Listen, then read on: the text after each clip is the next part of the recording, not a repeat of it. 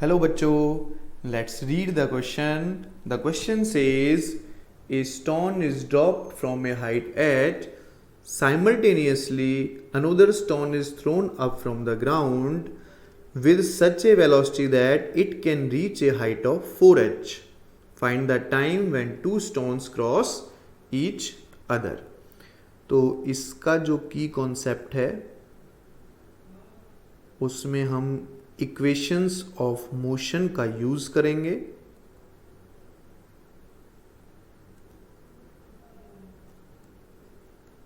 Equations of motion का use होगा.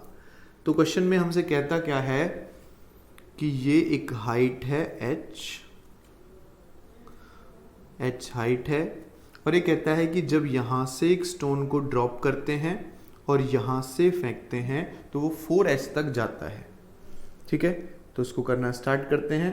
Velocity of stone throw upward अगर हम निकालें, velocity of stone through upward, तो जो उसकी हाइट है वो 4h तक जाता है, तो फाइनल वेलोसिटी क्या होगी? 0 होगी, है ना. V square minus U square is equal to क्या होगा? 2as वाला फॉर्मूला लगा देंगे. तो यहाँ पे क्या लगेगा?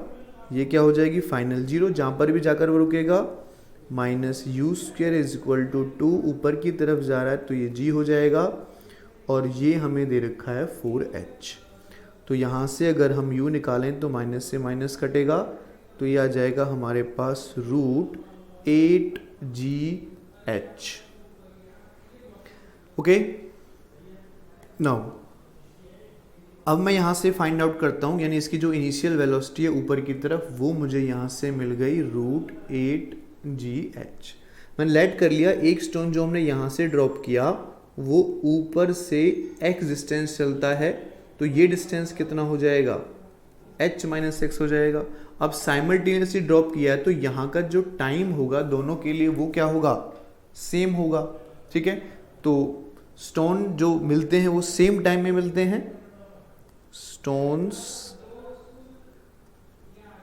Meet at the same time. Same time में वो स्टोन हमारे मिलते हैं.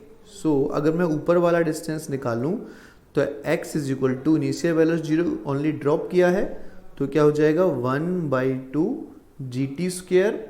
This is equation number 1. और अगर मैं यहाँ से लेता हूँ, ठीक है, तो यहाँ से जो इसका डिस्टेंस है वो क्या हो जाएगा दूसरे वाले स्टोन के लिए? h minus X is equal to root 2gh into time हो जाएगा एंड माइनस 1/2 gt स्क्वेयर हो जाएगा.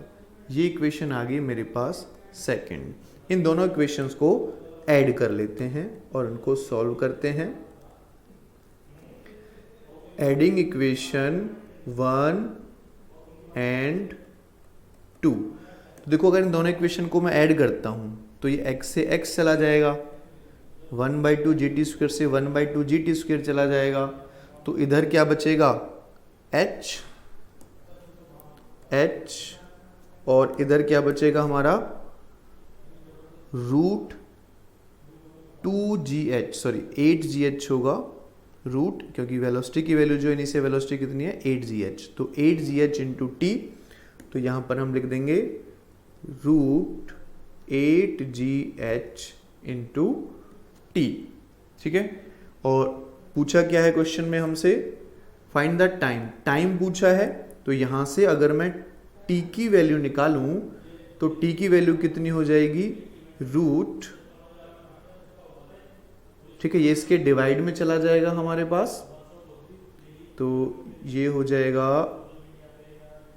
8 डिवाइडेड बाय रूट 2gh. ठीक है, तो ये हमारा आंसर हो जाएगा इस क्वेश्चन का. The final answer is h upon root 2gh. Hope you understood it well. Best of luck.